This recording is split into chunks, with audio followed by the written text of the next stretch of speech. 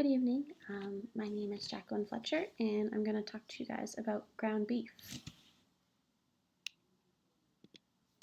So, as you guys know, I work for a large meat manufacturer in Boston area, and as much as possible, I try to utilize meat ingredients or do research more and more on the meat industry through this program so that I can both learn more but also help my current position within the meat industry. So I apologize in advance for giving you guys lots of information about pork belly and ground beef and all different meat products, but hopefully it's good learnings.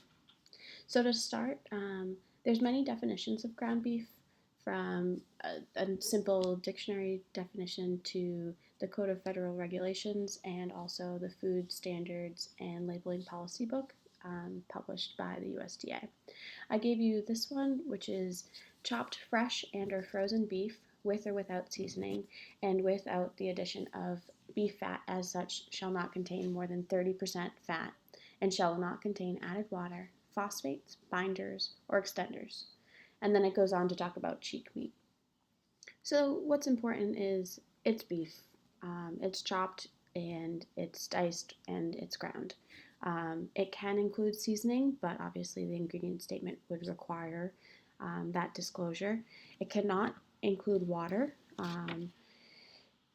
but it can have up to 30% fat.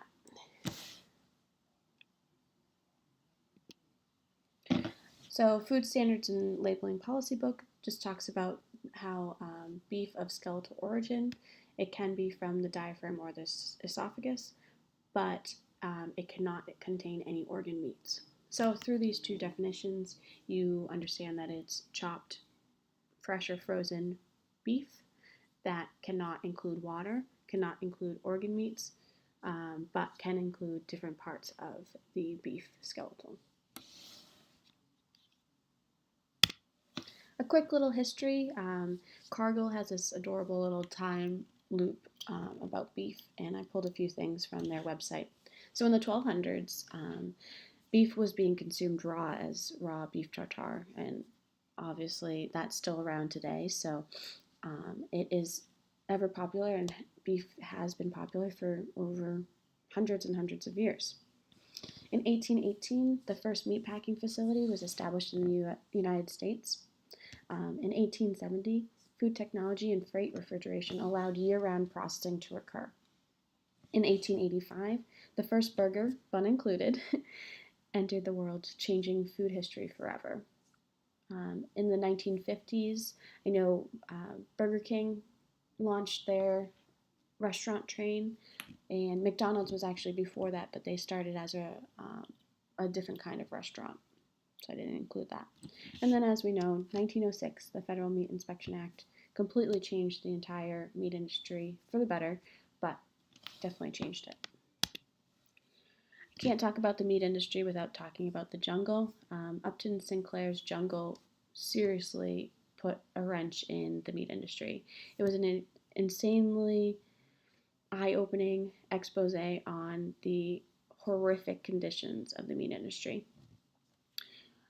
Those conditions were so bad that the president got involved, that meat sales declined to an alarmingly and scary low rate, causing and almost forcing, if not definitely forcing, the meat industry to petition for federal involvement in their processing facilities. So soon after the jungle, the Meat Inspection Act was published and completely changed the framework of the meat industry. So when you think ground beef, I don't think you necessarily think a cow. I know that's silly, but Americans these days have a very disconnected association with the meat they're eating and the source. The source of ground beef is a cow. A farmer had to raise a cow, had to then slaughter the cow, had to then either process the meat there or send the meat to another processor to ground and package and ship. So I gave you a quick little flowchart of just slaughter, because I know a lot of people don't know the actual process. All cattle are stunned before slaughter, so they are not aware of them dying. It's a quick and easy process. Um, I know other species like pigs, they can be gassed, but cattle are still stunned individually. Um, but to get ground beef on your kitchen table or in your kitchen fridge, it takes an insane amount of months and also an insane amount of steps to get there. So I just wanted to quickly bring that up. From a jurisdiction point of view, USDA received full jurisdiction of meat through the Federal Meat Inspection Act of 1906.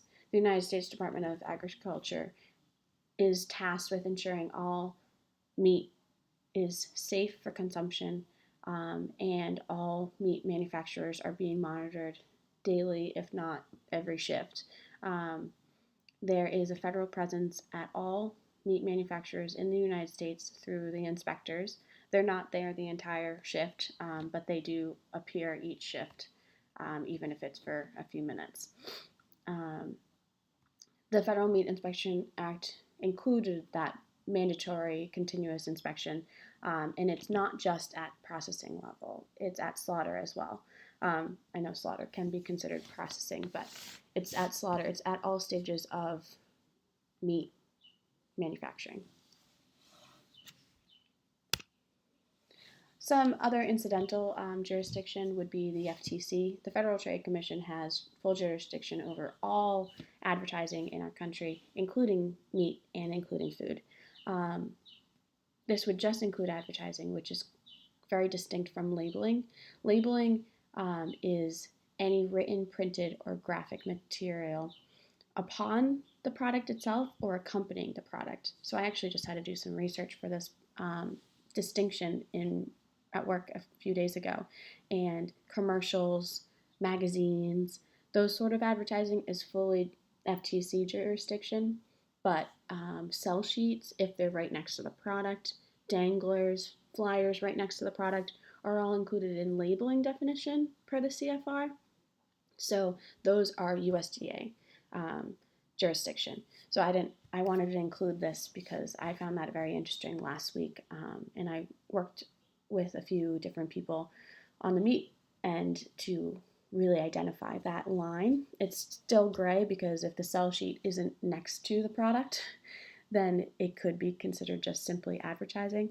But if you're trying to sell in a product, you usually have the product, you're tasting it, you're trying to sell it, and then you have the sell sheet with all the data information on it.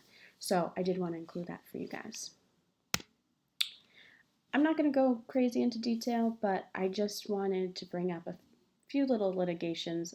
Obviously, you've all heard of pink slime, but Taco Bell and other fast casual eateries are having some serious litigation concerning ground beef. Taco Bell's lawsuit was a few years back, and they were just saying that all of their center of the plate products were ground beef or just beef. But there was a lawsuit basically saying you don't have enough beef in your beef to call it beef.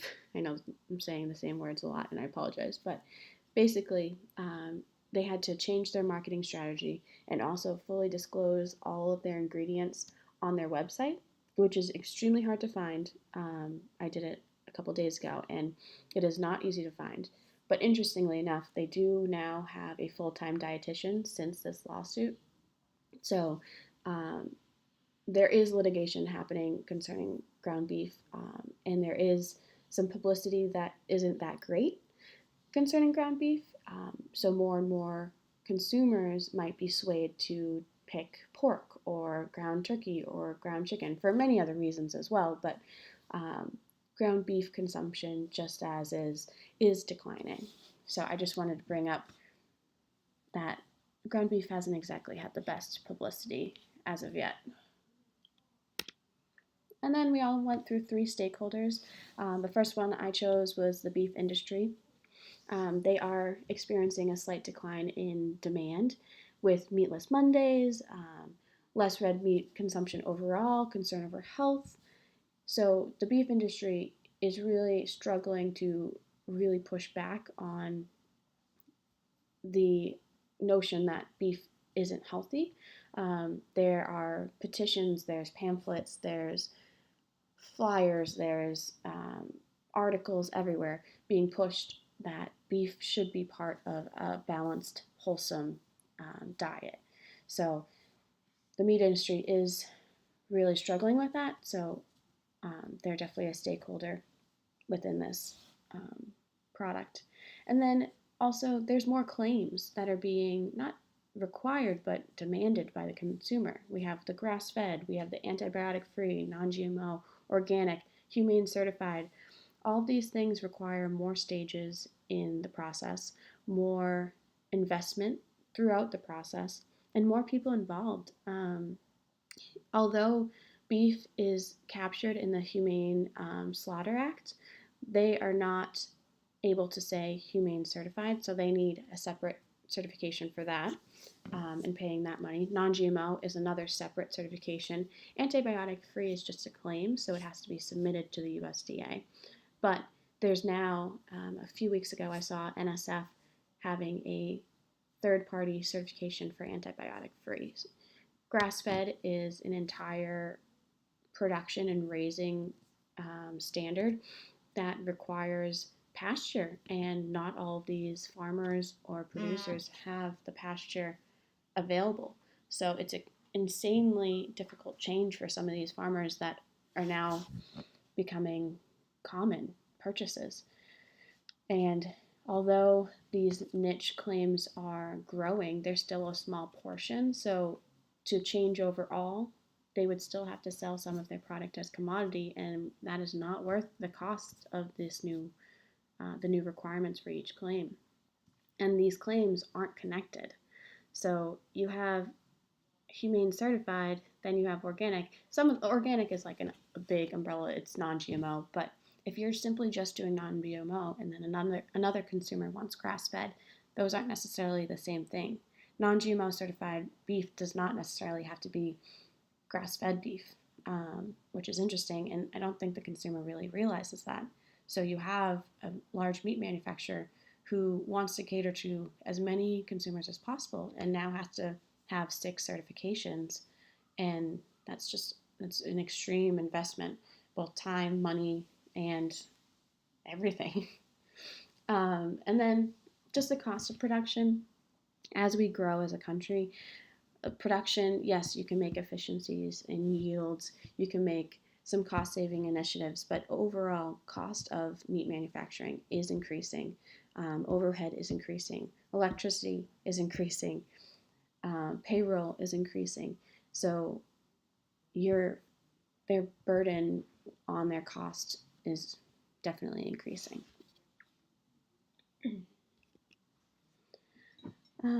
The next stakeholder I chose was a consumer.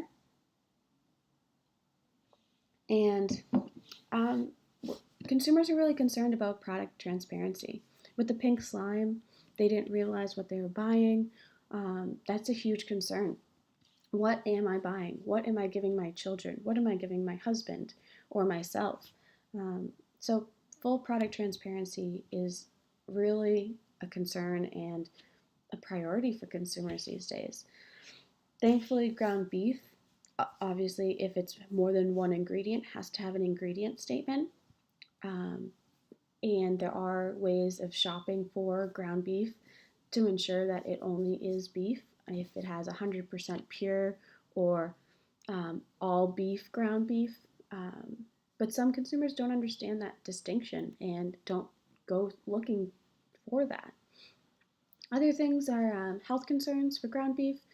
There have been articles upon articles upon articles of concerns for ground beef and red meat in general for diabetes, cardiovascular diseases, cancer, shortened lifespans caused by ground beef and other red meats. That's a huge concern. So then on the other spectrum, you have the health benefits of the commodity. It's high in protein, it's low in calorie, There's a lot of vitamin B12, niacin, selenium, zinc. It really does have benefits. Low fat, if you're buying the low fat, the lean beef, can be added to a healthy diet based on dietitians, based on other media. But where's the line? How do I manage that as a consumer? What am I buying and what should I be buying? Is this the right kind? Is that the right kind?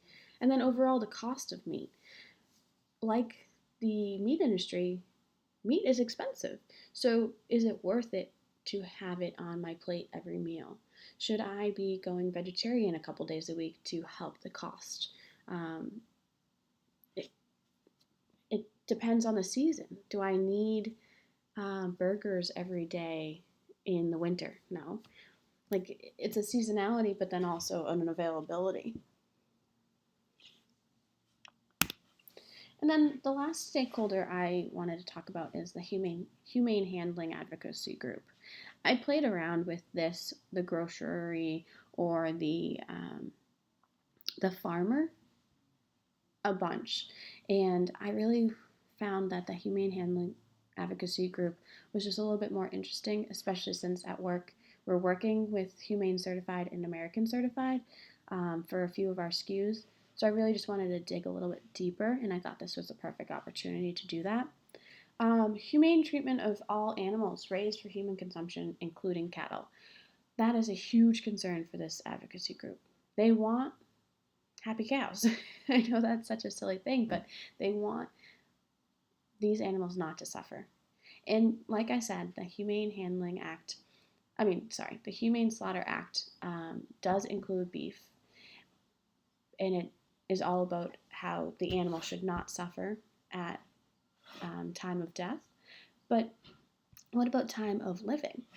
Are they able to move about normally, to inspire natural behaviors? Are they able to graze? Are they being pumped with drugs? Are they being fed proper food, or are they being fed food just to increase weight? Um, what happens when they have a disease? Are they being fed antibiotics judiciously? How are they being transported? How are they being slaughtered?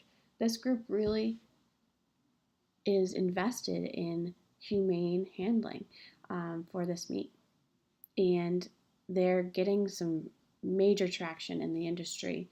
I work for a hot dog company primarily, and now we have a non GMO, grass fed, all American Angus beef, humanely raised, humane certified, gluten free, antibiotic free roast beef. So, from a hot dog, and granted, we have muscle meats and we have roast beefs, we have the hams as well, but to have our number one seller be a hot dog and then also now enter the arena of these claims galore products for our all natural line is just such an indication that this group has really made traction. This group has consumers listening. This group has affected customers and consumers in general on how they're going to buy. So I just wanted to bring them as well into it. And then this is my works cited, 2 pages, a lot of different resources. I apologize for the 2 pages of it, but it did not fit on one. So thank you so much, and I hope you guys have an amazing week. Can't believe this is the last week of this class, and I hope to see most of you guys in the next class. Take care.